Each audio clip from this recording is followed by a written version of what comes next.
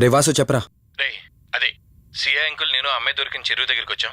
నువ్వు వెంటనే బయలుదేరి ఇక్కడికి వచ్చా. ఓకేనా? ఓకే వెంటనే బయలుదేరుతున్నాను. సమీర్, ఈ అమ్మాయి పర్ఫార్మెన్స్ బాగుంది. నేను అర్జెంట్గా పని మీద వెళ్తున్నాను. మిగతా ఫార్మాలిటీస్ అని మీరు ఫినిష్ చేయండి.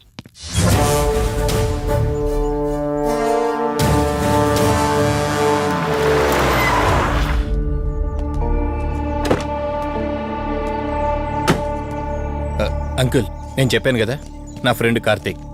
Hello sir. ఇక్కడే కదా నీకు అమ్మాయి దొరికింది? అవును సార్. ఇంత రాత్రి వాళ్ళని ఒక్కడవే ఇక్కడేం చేస్తున్నావు? బేసిక్గా I'm event organiser. Event finish చేసుకుని ఇటు వెళ్తుంటే అంటే ఇక్కడికి వచ్చాక నీ కారు ఆగిపోయిందంటావు?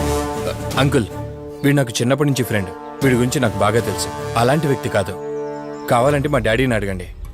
నువ్వు చెప్పేది కరెక్టే కావచ్చు వాసు. ఈ ఒంటి మీద యూనిఫామ్ ఉందే దేన్ని పూర్తిగా నమ్మదు. ఓ పని చేయండి, రేపు పేపర్లో అమ్మాయి ఫోటో వేయించండి. తన వాళ్ళు ఎవరైనా వస్తారేమో చూద్దాం.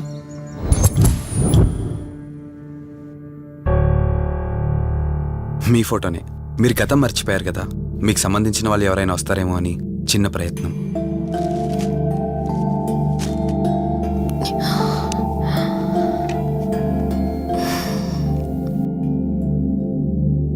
ఒకవేళ ఎవరూ రాకపోతే? అయ్యో అలా అంటారేంటండి, తప్పకుండా వస్తారు.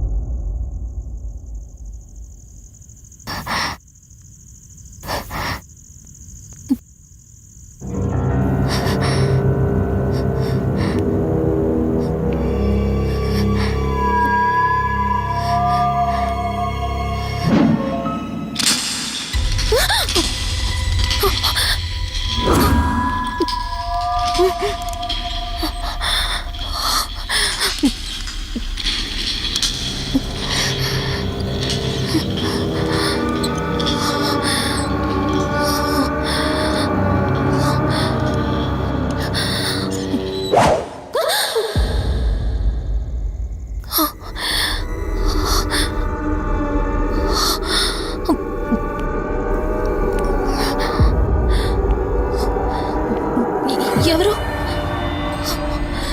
ఈ టైంలో ఇక్కడేం చేస్తున్నారు? మిమ్మల్ని మాట్లాడేంటి?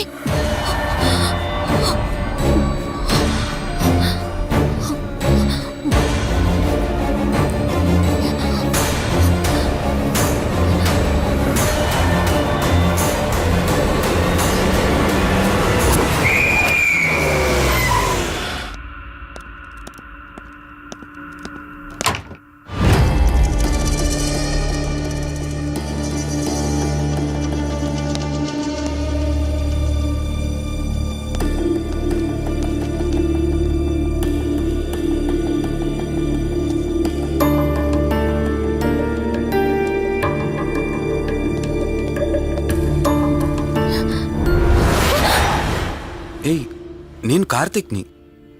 ఏం సడన్ గా అలా ఉలిక్కి పడ్డారు? భయంగా ఉంది కార్తీక్. ఏదో తెలియని భయం నన్ను వెంటాడుతోంది. కలని తెలిసినా మనసు నమ్మట్లేదు.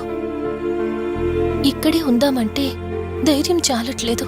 మర్చిపోయిన గతం కంటే నా ఒంటరితనం నన్ను ఎక్కువ భయపెడుతోంది. నన్ను ఇక్కడి నుంచి వేరే చోటికి తీసుకువెళ్ళగలవా కార్తీక్? భయంగా ఉంది కార్తీక్. మర్చిపోయిన గతం కంటే నా ఒంటరితనం నన్ను ఎక్కువ భయపెడుతోంది. నన్ను ఇక్కడి నుంచి వేరే చోటికి తీసుకువెళ్ళగలవా కార్తీక్? రే, నీకేమైనా పిచ్చా? ఆ అమ్మాయిని ఇంటికి తీసుకెళ్తానంటేవేంటి? ఆ అమ్మాయి ఎక్కడి నుంచి వచ్చిందో ఎవరో కూడా తెలీదు. రేయ్, తను ఎవరు ఏంటని కాదురా. నువ్వైతే డాక్టర్గా తనని ట్రీట్ చేసి డిశ్చార్జ్ చేస్తావు. ఆ తర్వాత తను ఎక్కడికి వెళ్తుంది? ఇప్పటికే పేపర్లో యాడ్ ఇచ్చి చాలా రోజులు అవుతోంది. వాళ్ళ బంధువులంటూ ఇప్పటికొచ్చి ఒక్కరు రాలేదు. నువ్వు కూడా బంధువు కాదు కదరా, అనవసరంగా రిస్క్ తీసుకోకు. చూడు, నేను సిఐతో మాట్లాడతాను. రేపే అమ్మాయిని స్వచ్ఛంద సంస్థలోనే జాయిన్ చేస్తారు.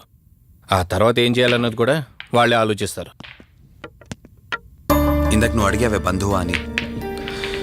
హెల్ప్ చేయడానికి ఎటువంటి బంధం అవసరం లేదురా. ఆ రోజు ఆ అమ్మాయి నా చేయి పట్టుకున్నప్పుడు కొన్ని వందల ప్రశ్నలు పుట్టేరా.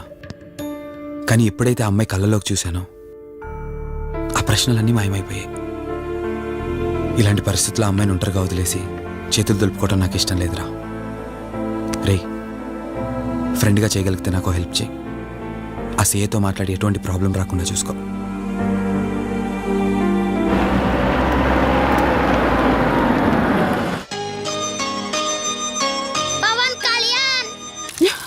ఈ ట్యాప్ ఒకటి వస్తామని ఇరిటేట్ తెప్పిస్తుంది. వస్తున్నాను. షో. వస్తున్నానబ్బా. అమ్మయ్యా, వచ్చావా కార్తీక్? నువ్వు ఫోన్ చేసినప్పటి నుంచి ఆ ట్యాప్ కారుతూనే ఉంది.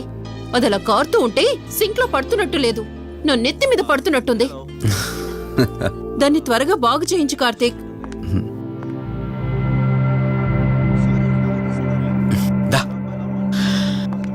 నేను చెప్తూ ఉంటానే, తనే మా వదిన. అన్నయ్య ఎప్పుడు ఫుల్ బిజీగా టూర్స్ తిరుగుతుంటాడు, కానీ మా వదిన మాత్రం నన్ను సొంత కొడుకులా చూసుకుంటుంది. ఇంతకీ ఈ అమ్మాయి చెప్పలేదు కదా, తను నా ఫ్రెండ్. హాస్పిటల్ పని మీద వచ్చింది వదిన. తన పేరు Anyhow, I'm Siddharth Roy. Madhumati. Madhumati. Madhumati కొన్ని రోజుల పాటు మన ఇంట్లోనే ఉంటుంది. సరే, తనని పైకి తీసుకువెళ్ళి రూమ్ చూపించు. సరే, నువ్వు వెళ్ళమ్మా. రా.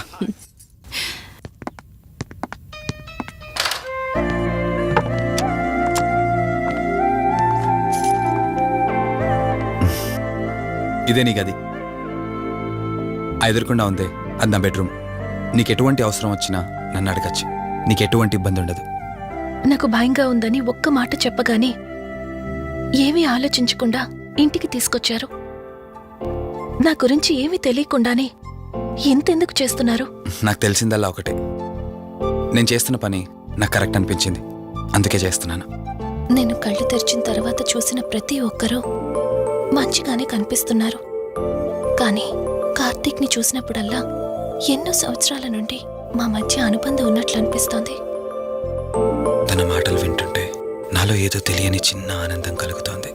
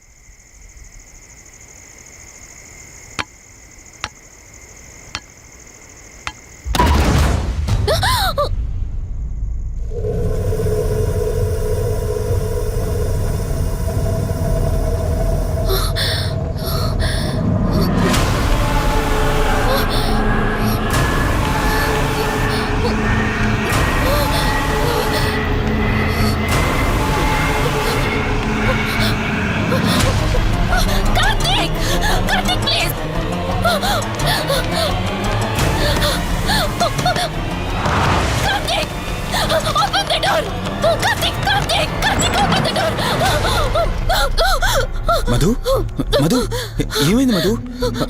అటు చూడు మధు ఏమైంది మధు? రిలాక్స్. చూశాను, అక్కడేం లేదు. కావాలంటే నువ్వు చూడు. మధు నేను చూశాను, కావాలంటే నువ్వు చూడు. మధు చూడు మధు, ప్లీజ్. అక్కడేం లేదు, ఒకసారి చూడు. చెప్పాను అక్కడేం లేదని. నువ్వెందుకు కంగారు పడుతున్నావు? అయినా అసలు ఈ టైంలో బయటికి ఎవరు వెళ్ళమన్నారు? అది బయట ఏదో తలుపు కొట్టిన శబ్దం వినిపిస్తే. మధు సరే, నీకేదో శబ్దం వినిపించింది. అయినా నీకేదో డౌట్ ఉంటే నన్ను పిలిచి ఉండాల్సింది. అసలు ఒక్కదానిపై బయటికి ఎందుకు వెళ్ళావు? సర్లే, ఇక్కడ నుంచి ఏమైనా ప్రాబ్లం ఉంటే నాతో చెప్పు, సరేనా? Cool, everything will be all right. పద వెళ్దాం.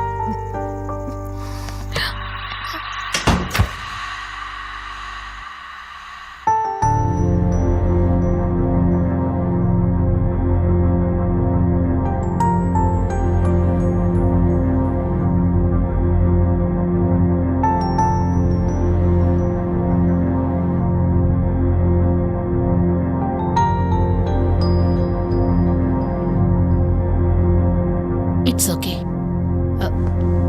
మీరు కొంచెం బయట వెయిట్ చేయండి.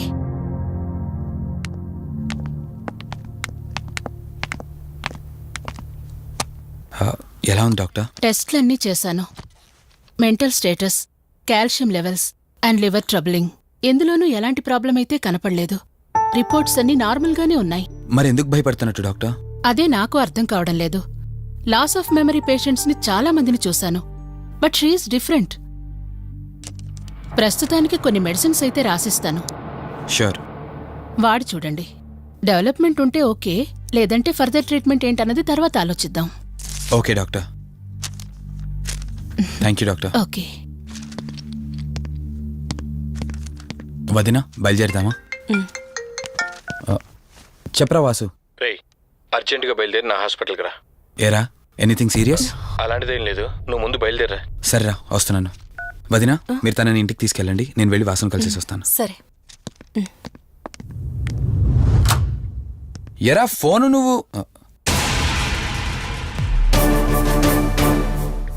ఏంటి, నన్ను చూడగానే ఫేస్లో ఎక్స్ప్రెషన్ చేంజ్ అయింది? కొత్త కాపురం ఎలా ఉంది? అంతా హ్యాపీయేనా? కొత్త కాపురం ఏంటి సార్? నీ హీరోయిన్ని ఇంటికి తీసుకెళ్ళావంట కదా? అంకుల్ ప్లీజ్, వాడు అలాంటి వాడు కాదని నేను మీకు ముందే చెప్పాను. మీరు అనవసరంగా అనుమానిస్తున్నారు. సరే, నేను ఎందుకు వచ్చానో ఇప్పుడు నీకు చెప్పలేదు కదా. ఆ అమ్మాయి డీటెయిల్స్ అన్ని స్టేషన్స్కి ఫార్వర్డ్ చేశాను. కేసు ఫైల్ చేసి 5 days అవుతున్నా ఇంతవరకు తన సంబంధికులు ఎవరూ బయటకు రాలేదు. సరే చూద్దాం, వెళ్ళొస్తాను. ఇంకో 5 days వెయిట్ చేస్తా, తర్వాత నీతోనే స్టార్ట్ చేస్తా ఎంక్వైరీ.